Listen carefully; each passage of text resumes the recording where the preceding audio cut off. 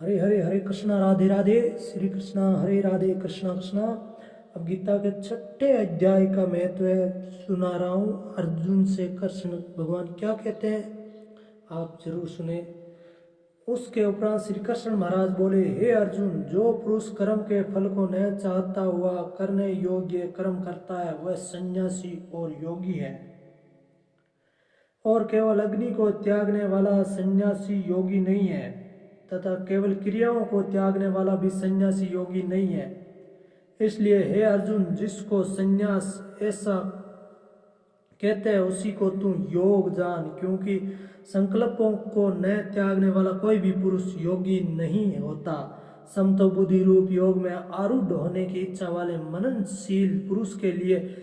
योग प्राप्ति में निष्काम भाव से कर्म करने ही हेतु का है, और योग रूढ़ को जानने पर उस योग रूढ़ पुरुष के लिए सर्व संकल्पों का अभाव ही कल्याण हेतु का है। जिस काल में न तो इंद्रियों के भोगों में आसक्त होता है तथा न कर्मों में ही आसक्त होता है, उस काल में सर्व संकल्पों का त्यागी पुरुष योगारूढ़ कहा जाता है। यह योगारूढ़ता कल्याण में हेतु कई है। इसलिए मनुष्यों को चाहिए कि अपने द्वारा अपना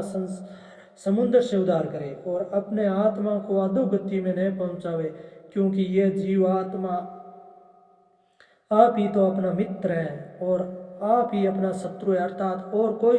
दूसरा शत्रु या मित्र नहीं है। उसका जीवात्मा का तो वह आप ही मित्र है कि जिस जीवात्मा द्वारा मन और इंद्रियों से शरीर जीता हुआ है, और जिसके द्वारा मन और इंद्रियों से शरीर नहीं जीता गया है, उसका वह आप ही शत्रु के सदृश शत्रुता में बरतता है। हे अर्जुन, सर्दी गर्मी और सुख दुख आदि को तथा मन मान और अपमान में जिसके अंतःकरण की वृत्तियां अच्छी प्रकार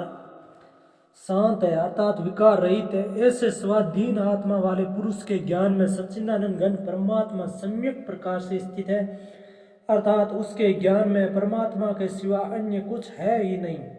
ज्ञान विज्ञान से तृप्त है, अंतःकरण जिसका तथा विकार रहित है, स्थिति जिसकी और अच्छी प्रकार जीती हुई है, इंद्रियां जिसकी तथा समान है मिट्टी पत्थर और स्वर्ण जिसके, वह योगी युक्त अर्थात भगवत की प्राप्ति वाला है। ऐसे कहा जाता है, जो पुरुष सुहृदय मित्र वैरी उदासीन मध्यस्थ द्वेषी और बंधु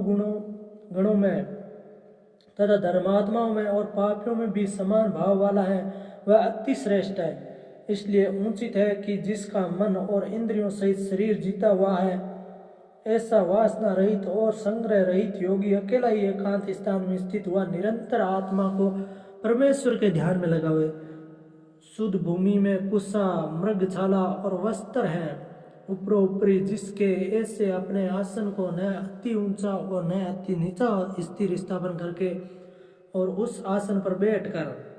तथा मन को एकाग्र करके चित्त और इंद्रियों की क्रियाओं को वश में किया हुआ सत्यकरण की शुद्धि के लिए योगा का अभ्यास करे। उसकी विधि इस प्रकार है कि काया सिर और गिरवा को समान और अचल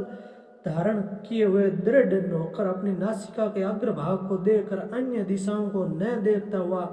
और ब्रह्मचर्य के व्रत में स्थित रहता हुआ भाव रहित तथा अच्छी प्रकार शांत अंतःकरण वाला और सावधान होकर मन को वश में करके मेरे में लगे हुए चित्त वाला और मेरे प्राण वह स्थित होवे। इस प्रकार आत्मा को निरंतर परमेश्वर के स्वरूप में लगाता हुआ स्वाधीन मन वाला योगी मेरे में स्थिति रूप परमानंद प्रकाष्ठा वाली शांति को प्राप्त होता है।